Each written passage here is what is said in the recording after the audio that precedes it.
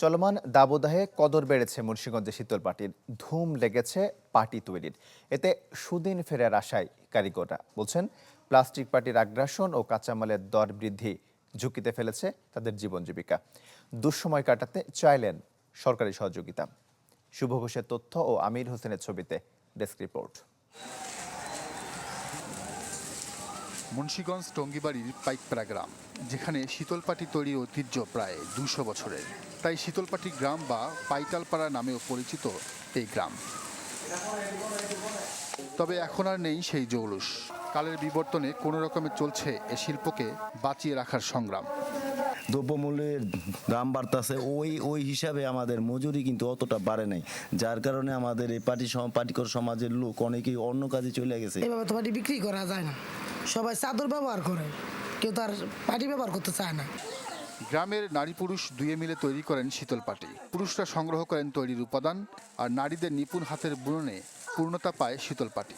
তবে কাঁচামালের দাম বৃদ্ধি, আধুনিক প্রযুক্তির প্লাস্টিকের পাটির সাথে প্রতিযোগিতায় চলছে টিকে থাকার লড়াই। প্লাস্টিকের পাটিটার মধ্যে গরম মানে শুয়ে আরাম নাই, আর এটার মধ্যে তো অনেক আরাম, মানে গরমের মধ্যে অনেক ঠান্ডা লাগে, শুইতে আরাম আছে। খাটনি অনুসারে কোনো পয়সা নাই, তবে আমার যা ব্যবসা এটা না করে কই যাম, আমাকে কাজ কইরা খাইতে হইব। এমন বাস্তবতায় কিছুটা কদর বাড়িয়েছে চলমান দাবদাহ।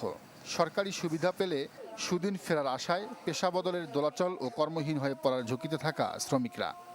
এখন তো বাজার ভালো, এখন একটা বেতের দাম ওই 500 টাকা, আর এখন তৈরি করে বিক্রি হলে 1200-1300 টাকা। আরাম পাই দেখে তো মনে করেন চাহিদা একটু বেশি। মুন্সিগঞ্জের শীতলপাটি শিল্পকে বাঁচিয়ে রেখেছে 1.5 শতাধিক পরিবার। তাদের প্রয়োজনীয় সহযোগিতা এবং ঐতিহ্য রক্ষায় নানান সহযোগিতার আশ্বাস জেলা বিসিক কর্মকর্তার। প্রশিক্ষণ প্রদান, উন্নত ডিজাইন প্রদান এবং তাদের পণ্যগুলা মার্কেটিং করার যে ফ্যাসিলিটি প্রদান করা প্রয়োজন, এবং তাদের যে ঋণের প্রয়োজন সহ সকল ধরনের সুযোগ সুবিধা আমরা বিসিকের পক্ষ থেকে দেওয়ার জন্য প্রস্তুত রয়েছি। প্রকারভেদে এক একটি শীতলপাটি বুনতে খরচ হয় 250 থেকে 2000 টাকা, বিক্রি হয় 350 থেকে শুরু করে 3000 টাকা পর্যন্ত। Desk report, channel 24।